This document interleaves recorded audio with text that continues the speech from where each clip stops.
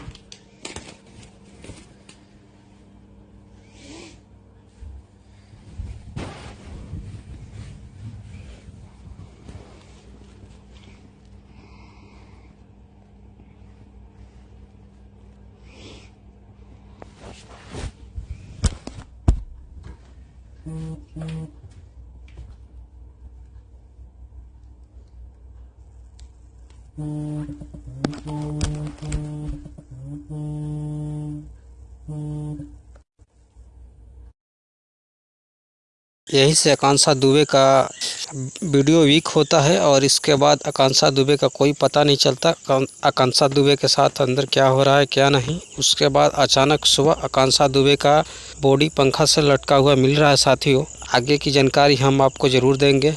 हमारे चैनल को सब्सक्राइब करें और ज़्यादा से ज़्यादा इस वीडियो को शेयर करें ताकि जो भाई को जानकारी ना हो उन्हें भी जानकारी मिले कि उनकी भोजपुरी क्वीन आकांक्षा दुबे अब हमारे बीच नहीं रही। बहुत बड़ी दुखद समाचार है साथियों, क्या कहें, कुछ समझ में नहीं आता आगे कि हम आपको क्या बताएं।